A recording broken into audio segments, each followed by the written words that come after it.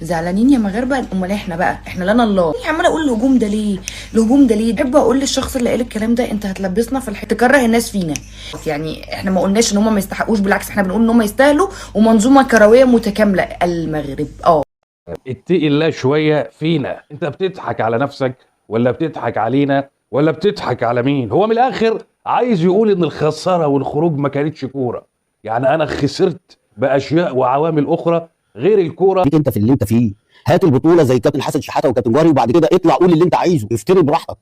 انما انت كسبت لي جنين طلعت وقلت، وطبعا اللجان والمطبلاتيه اللي هم ودوه في داهيه واللي هم نفخوه على الفاضي من غير اي امكانيات فنيه.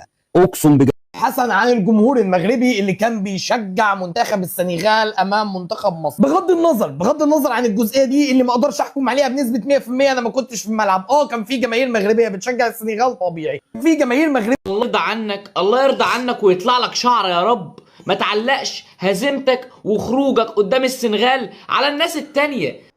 اشوف انك انت تسيب الشكل التكتيكي اللي احنا لعبنا بيه بشكل فج يعني مبالغ فيه الى ابعد الحدود، وندور على السفر والسرير والجو والحكم، دي اسباب ما لهاش تاثير. قبل ما اوريكم الفيديوهات التاريخية اللي معايا النهاردة وردود افعال العرب وانقلابهم على حسام حسن مدرب منتخب مصر الغير مؤدب والغير محترم، عايز اقول لكم دلوقتي حالا اتحاد الكرة المصري اعلن اقالة حسام حسن مدرب منتخب مصر بسبب تقليله من المغرب. واتحاد الكرة المصري نزل بيان شكر للمغرب وللسيد فوزي لقجع اللي كانوا بيدعموا بيساندوا بعثة منتخب مصر من اول يوم. انا قلت لحضراتكم امبارح اللي حصل من حسام حسن او بعضا من الاعلام المصري هو لا يمثل الا نفسه ولا يمثل الشعب المصري على الاطلاق. يا جماعه احنا اشقاء واخوه، مش واحد زي حسام حسن او مهيب عبد العادي او رضا عبد العال هيطلعوا يتكلموا بشكل سيء على المغرب تطلعوا بقى تقولوا ان المصريين بيهاجموا في المغرب. لا، دول قله قليله ولا يمثلوا الا نفسهم. وانا بقول لكم احنا كلنا ورا منتخب المغرب وكلنا بندعم منتخب المغرب، وان شاء الله المنتخب المغربي هيفوز وهينتصر على المنتخب السنغالي. التصريحات اللي اتقالت من حسام حسن تثبت لك بان هو مدرب جاهل، مدرب ما عندوش فكر، مدرب ما عندوش تكتيك، طالع بيشيل الجمهور المغربي خسارته من السنغال. بدل ما يتكلم عن الفنيات، بدل ما يتكلم عن فشله في هذه المباراة، بدل ما يتكلم ويقول ان احنا ما عندناش لعيبة، طلع بيقول لك بان جمهور المغرب كان مال الاستاد وكان بيشجع المنتخب السنغالي. اديكوا شفتوا الاعلام المصري في بداية الفيديو قال له انت مالك ومال جمهور المغرب؟ ايا كان الجمهور المغربي هيشجع مين حقه ان يشجع اللي هو عايزه، ما انتوا طلعتوا قللتوا من المغاربة. هسمعكم دلوقتي حالا الفيديو كامل وهوريكم ردود افعال العرب، لكن ليا طلب كالمعتاد عند كل اخواتي المغاربه، بالله عليكم قبل ما تشوفوا الفيديو ده ما تنسوش تعملوا لايك وتشتركوا معانا في القناه. تابعوا معايا الفيديو التاريخي ده كامل وانتظرونا في النهايه. أي تصريح قاله كابتن حسام حسن فهو مسؤول عن نفسه فقط. المصريين والمغاربة الاتنين واحد. بطولة كانت هايلة من المغرب، تنظيم رائع، والمغاربة شالونا على راسهم طول البطولة. طيب بما ان الموضوع مستفز فحاول اختصر كام نقطة كده بكل احترام وادب. كابتن حسام، منتخب مصر خسر، انت طلعت صرحت قلت في ناس كتير مش عايزانا نكسب. ايه ده؟ ناس كتير ايه؟ يعني الكرة كانت بتبقى مع منتخب مصر مثلا وحد كان بيطلع بيخش ياخد الكرة ويجري؟ ما فهمتكش. احنا الفراعنة ماشي، احنا بعبع افريقيا ماشي، احنا ال7 بطولات ماشي، وبعدين التامنة كانت معاك وديتها فين؟ ما فهمتش. يعني التامنة كانت معاك وديتها فين التامنة؟ كابتن حسام المنتخب ما جاش، احنا ما لعبناش اصلا. خلينا صراحة، احنا ليه هنكدب؟ هو احنا ما بنشوفش يا كابتن حسام؟ اذا كان كنا في الاستاد او بنتفرج على الماتش في تلفزيون ولا حاجة ما بنشوفش احنا؟ سبحان الله. يعني خسرنا نسكت، ما ندخلش الدنيا ببعضها. كابتن ابراهيم طالع بيقول لك احنا كنا قاعدين في بنسيون. بنسيون ايه يا كابتن ابراهيم؟ مفيش بنسيون في المغرب حضرتك. الكلمه دي اتلغت اصلا من القاموس. بنسيون ايه حضرتك؟ اصل احنا ما عرفناش ننام كويس. ايه التصريح ده؟ فين المشكله؟ انتوا بتقولوا ايه؟ انتوا بتقولوا ايه؟ منتخب مصر ما جاش، ما لعبش. اول هجمه عملناها في الدقيقه 92. فين التصريح اللي المفروض يتقال؟ خسرنا خلاص ومش عارفين نتكلم ولا نقول حاجه، نسكت. هندخل الدنيا ببعضها ليه؟ البنسيون قال يا شيخ. واحده بس. زعلانين يا مغاربه. امال احنا بقى، احنا لنا الله لنا الله لنا الله في الحجج الفارغه اللي ملهاش اي لازمه اللي بتزعل الناس. انا تاني عماله اقول الهجوم ده ليه؟ الهجوم ده ليه؟ ده انا بشيد بالمنتخب المغربي وعماله اقول شايفه اللي بيعملوه يعني. فاكيد انا عندي عينين وعندي مخ وشايفه هم بيعملوا يعني. لا يستاهلوا يعني. هم عندهم منظومه كامله، ما عندهمش حد بيطلع يهري على الفاضي ويلبسنا مع الناس. فاحب اقول للشخص اللي قال الكلام ده انت هتلبسنا في الحيط مش بس يعني كخساره، لا انك تكره الناس فينا. طب ما احنا مالناش ذنب يعني. احنا مالناش ذنب ان احنا نتهاجم بسبب شخص ما طلع تصريحات. يعني احنا ما قلناش ان هم ما يستحقوش، بالعكس احنا بنقول ان هم يستاهلوا ومنظومه كرويه متكامله المغرب. فاحنا مش ذنبنا بقى بالتصريحات دي تعبر عن شخص لوحده، هو حر، هو ده رايه. لكن احنا لا، احنا ما قلناش احنا الكلام ده ولا ينفع نقوله اصلا يعني. انا مع حجج ملهاش اي لازمه لمجرد ان انا اتملص من المسؤوليه علشان كاس العالم اللي عيني هتطلع على كاس العالم. فملهاش اي مبرر تاني يكمل. الناس استقبلوه. طبعا كلكم شفتوا دلوقتي ردود الافعال من المصريين، من مؤثرين ومن اعلاميين ومن كل المصريين طالعين بيتكلموا وبيهاجموا حسام حسن. انا لحد دلوقتي ما شفتش اعلامي مصري طالع بيلوم على جمهور المغرب، لان انا زي ما طلعت امبارح وقلت لكم الحقيقه، قلت لكم الجمهور المغربي العظيم حقه ان هو يدعم اي منتخب، حقه ان هو يساند اي منتخب. مش شرط ان هو يدعم منتخب مصر عشان منتخب عربي. ما هو يا جماعه انا عايز اقول لكم حاجه ارض. يعني في البدايه الجمهور المغربي ده كان بيعمل ايه؟ في اول مباراه لمنتخب مصر كان بيساند منتخب مصر، في تاني مباراة كان بيساند منتخب مصر، في المباراة الثالثة كان بيدعم منتخب مصر.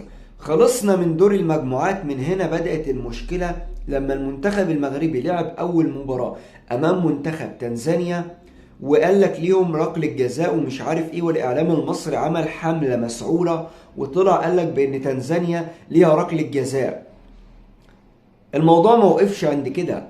ده حسام حسن المباراة اللي بعدها في مباراة مصر وبنين اللي هي أيضا في دور الثمانية طلع وقال لك بأن المغرب فاز بعوامل أخرى.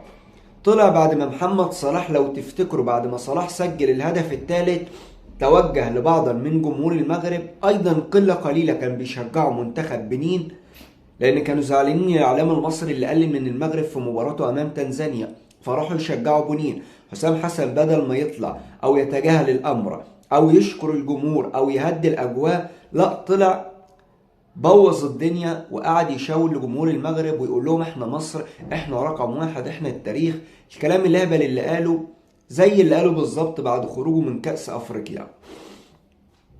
ده حسام حسن اللي المفروض دوره يوصل رسالة للاعلام المصري، يا جماعة اللي انتوا بتعملوه ده مش في صالحنا، حاولوا تهدوا الاجواء.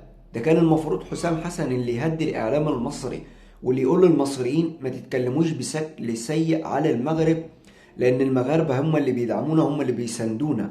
احنا ما فيش يعني ايا كان في جاليه مصريه يعني 4000 5000 واحد هيروح يشجعوا منتخب مصر مصريين قاعدين في المغرب.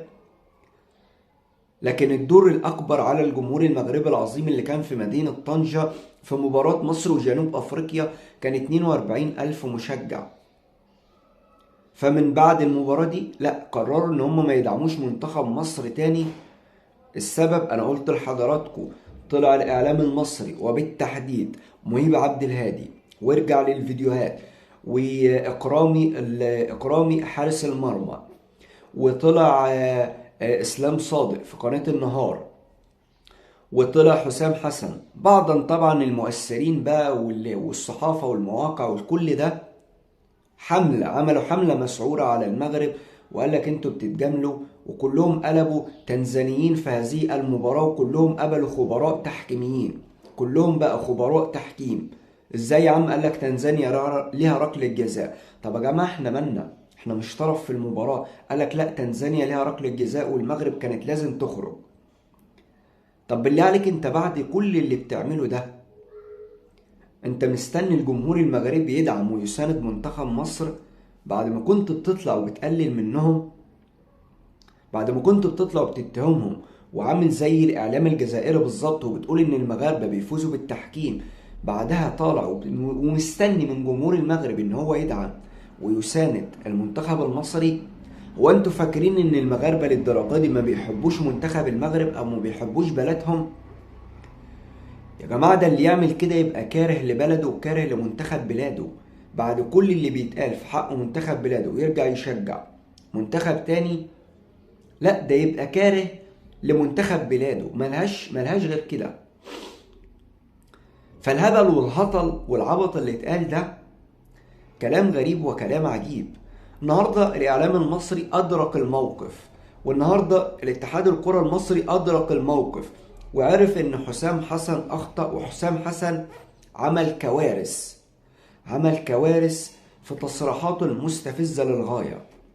قرروا طبعا ان يعملوا بيان ويعتذروا للمغاربه ويعتذروا للسيد فوزي لقجع عن الهبل اللي طلع وقاله حسام حسن مدرب منتخب مصر، عشان تعرفوا بان هو بوظ الدنيا خالص. طلع قال كلام كلكم تابعتوه، ممكن تشوفوه في المؤتمر الصحفي، كلام كتير جدا في المؤتمر الصحفي. انا حطيته في فيديو تقريبا قبل ده، لما طلع وقال لك بان احنا مصر، احنا التاريخ، احنا الفراعنه، احنا رقم واحد، احنا ابطال القاره، احنا ابطال العرب، احنا السبع بطولات. في ناس متضايقه مننا، في ناس بتكرهنا، في ناس عايزه مصر كانت تخرج من البطوله. طلع قال لك كلام كده ملهوش علاقه، تحس ان كل المنتخبات عامله مؤامره على منتخب مصر. ده اللي حسيناه فعلا من تصريحات حسام حسن، تحس ان كل المنتخبات الافريقيه عامله مؤامره على منتخب مصر، وده مش حقيقي. منتخب مصر لعب المنتخب السنغالي ما قدمش اي حاجة في هذه المباراة، ما كانش يستحق المكسب. فإقالة حسام حسن قرار تاريخي، لأن ده ما ينفعش يا جماعة يمثل منتخب مصر. العقلية دي ما ينفعش ان هي تمثل منتخب مصر. لعيبة منتخب مصر راحوا معاه في سكة ملهاش علاقة بكرة القدم. في لعيبة قعدت تشاور وتقول لك رشاوي، واللي يقول لك احنا 7 ألقاب، واللي يستفز جمهور المغرب. لا، حاجات انا هفضل اقولها، ده ملوش علاقة تماما بكرة القدم. مصر والمغرب واحد. ديما مغرب. اشوفكم في فيديو جديد.